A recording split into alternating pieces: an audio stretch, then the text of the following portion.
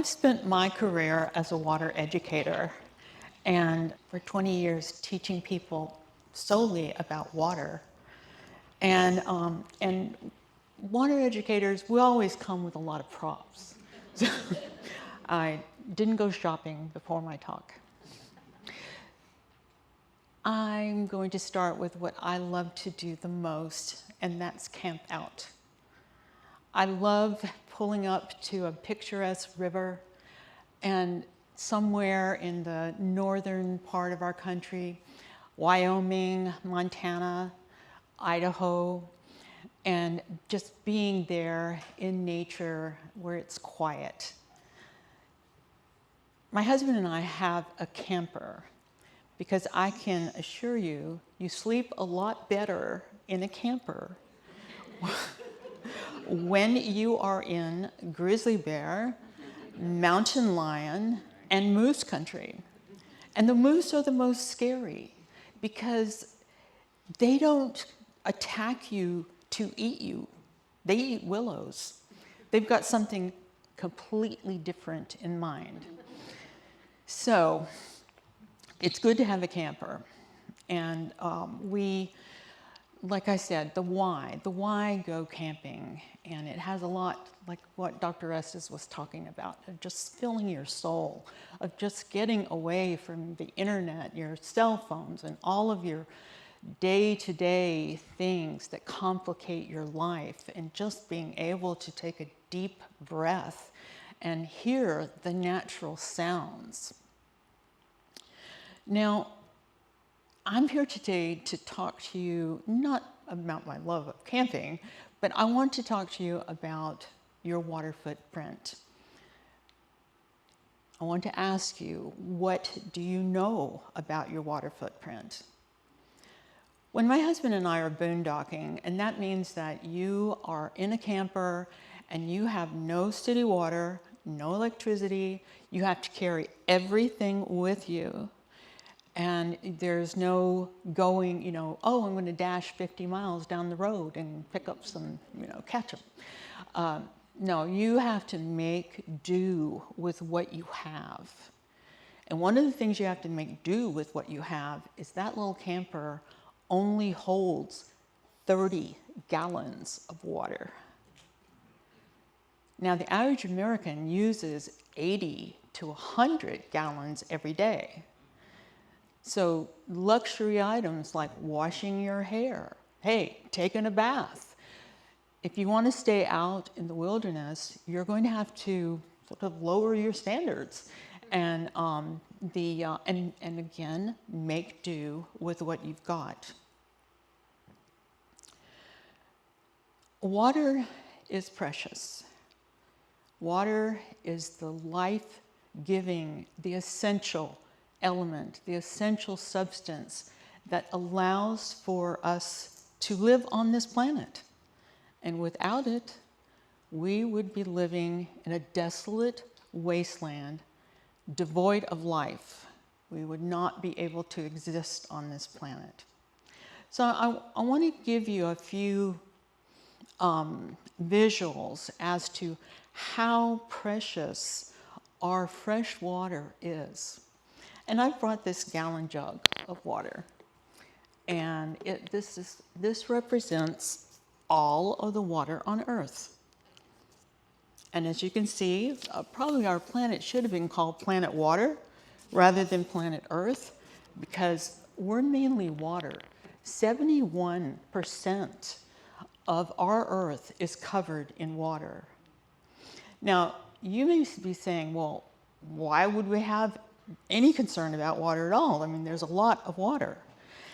And the reason for that is that most of the water, 96%, is contained in ocean basins. And only a small percent is available for consumption by life on Earth. Not just us, but all life on Earth.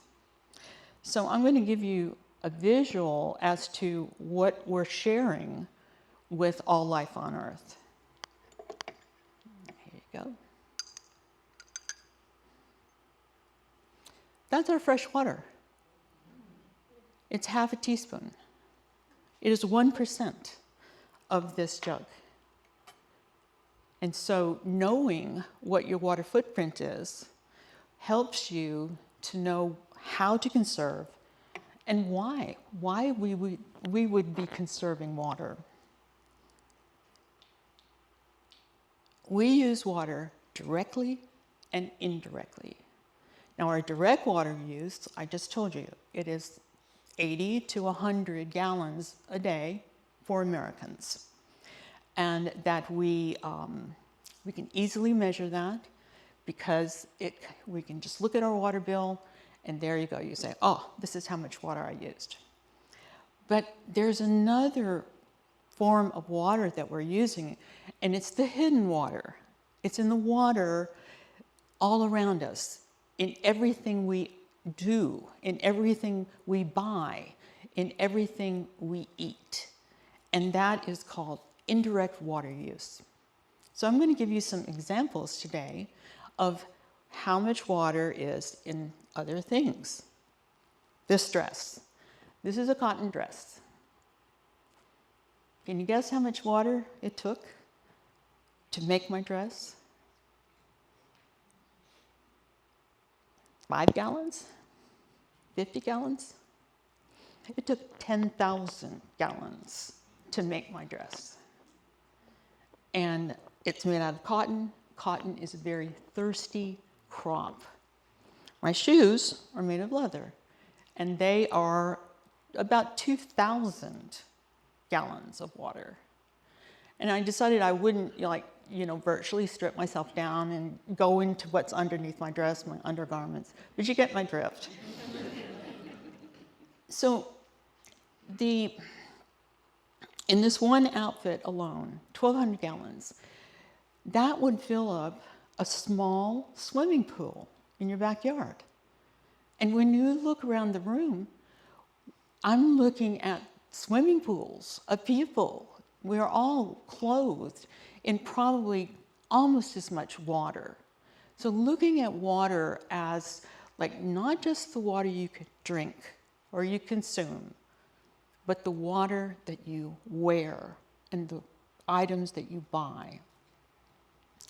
So another thing that I want you to have a take home for is that water, or rather food, is water.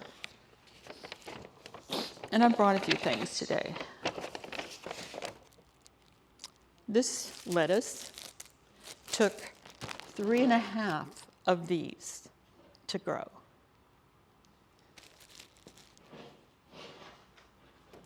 This tomato took 3 of these to grow. I'm not talking about the whole plant. I'm talking about just the tomato.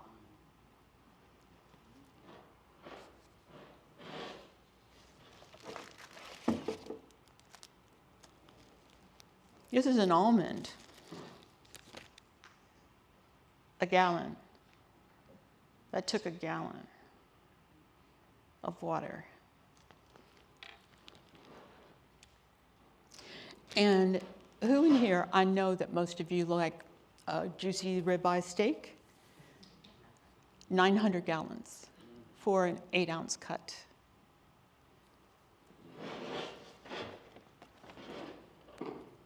I don't eat this, but it is my cell phone. 3,000 gallons in this cell phone. Oh, criminy. I've been looking for that. It's a candy bar. I meant to eat that before I came on so that I'd have a little bit of extra energy. But now that I've got it, 1,700 gallons in this candy bar. And that's because it's made of sugar and chocolate. And those two substances require an incredible amount of water to make.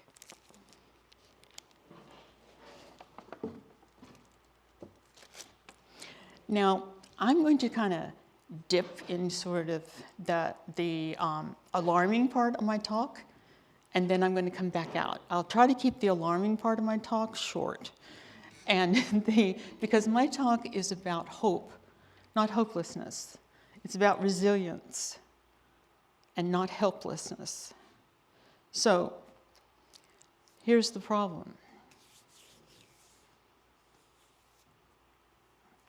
As our global temperatures rise, our water cycle is being disrupted. So the predictability of having this is becoming less. And our weather patterns are being shifted around and disrupted, and so that we need solutions. And I'll get to those in a minute. Did you know that 27% of the people on this earth are without a reliable source of water? The UN has marked that the main problem with a disruptive climate system is water. And they're no longer calling climate change. They're calling it a water crisis, because that's where it's going to hit the hardest, and with the poorest people and the marginalized people, and in places that don't have the reliable water delivery systems like we have. So that problem of looking forward to a time of water scarcity is looming close on the horizon, and that we need to implement solutions quickly. So I'm going to shift over to those solutions right now, because this is where the resilience and the hopefulness is to be found. Number one, and I have 3 points, and they are in, I chose them because they are I think they're the top priorities. Number one, we must repair and recover our water infrastructure. Our water infrastructure is about 50 years old, and it's aging out. On any one day, 322 billion gallons of water are piped around our country, going through an aging infrastructure. We look back on 1974, if we say it's 50 years prior, then in 1974, the U.S. Postal Service increased their first-class mail from 8 cents to 10. The Dow Jones rose to a whopping 570. And that our population, our United States population, was half of what it is today. Now, our federal government has allocated $55 billion to replace this infrastructure. But it is 2 million miles of pipes that deliver water throughout our country. Now, the biggest water user is agriculture, drawing down about 37%.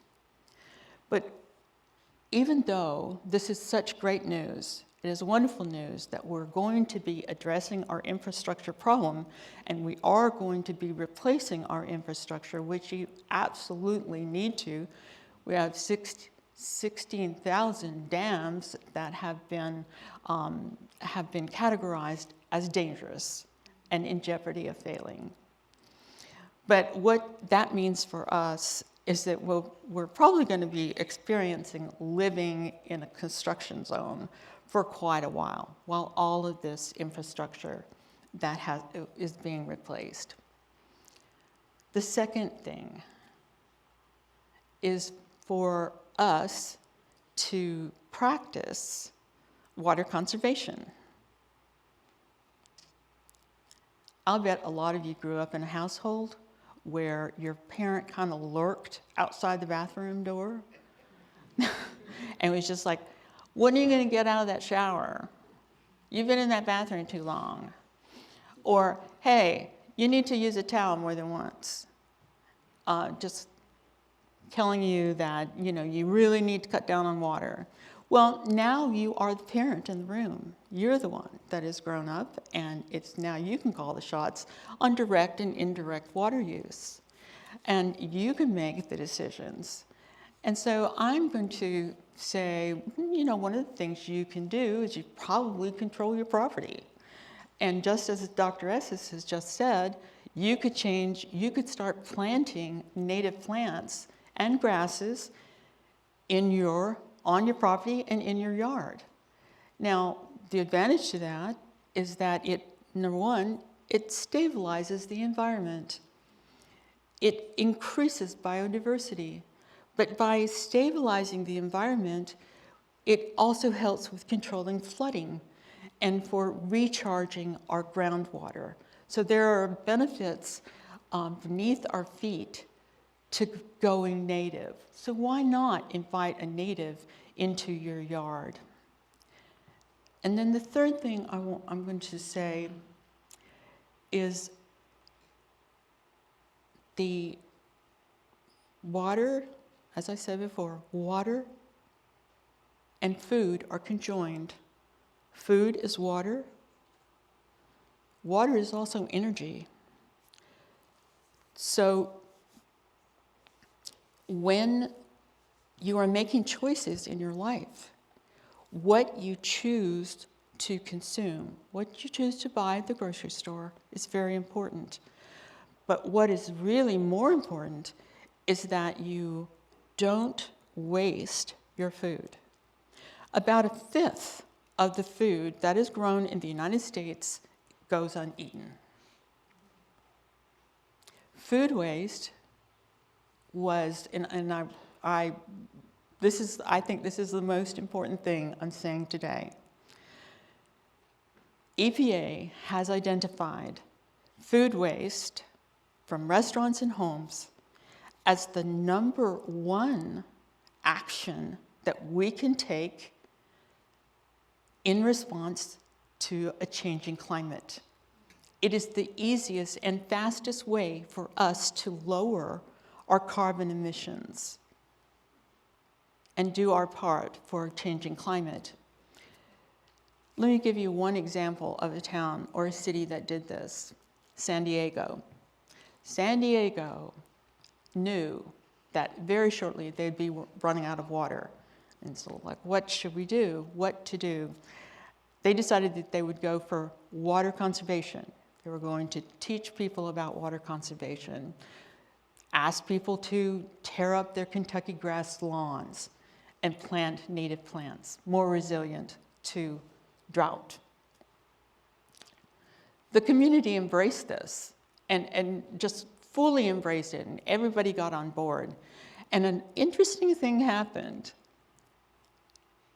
Not only did they supersede the amount of water that they were trying to save, they looked at their energy bill, and their energy consumption for the city had dropped 20%, showing that relationship between water and energy.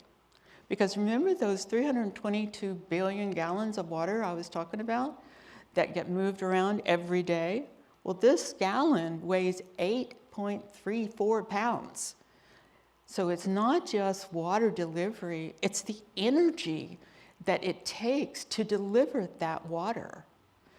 And this is a place where we can quickly and perhaps even make our emissions deadlines that we are wanting to make in our response to a changing climate.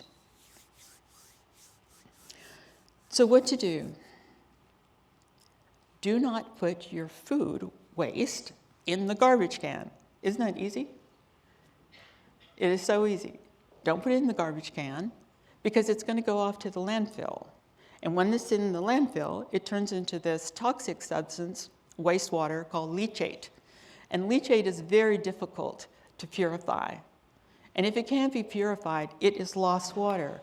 And remember, we don't have a drop to lose. What can you do instead? Well, you could compost and have a composter in your backyard. Or you could buy a countertop composter. They cost about the same amount as a good and high-end vacuum cleaner. And no, this is not the commercial break in my talk. And if you don't want to do that, then you have a handy-dandy appliance in your kitchen. It's called a garbage disposal. Just put it down there, send it off to the wastewater treatment plant where it will be properly treated. And then that water that was in the food, because food and water are the same thing, will be properly treated and the water returns to the water cycle. There is an ancient Japanese proverb. When you're dying of thirst, it's too late to dig a well. Across our country, cities and communities are adopting action plans to address their water infrastructure or to address their water needs, especially like in the Southwest. They're seeing that it's on the horizon. Even Tennessee has been in a prolonged drought. And addressing this, though, another side effect that is fantastic, by addressing your water footprint, you are also addressing your carbon footprint. Saving water is saving carbon emissions. I thank you for your time.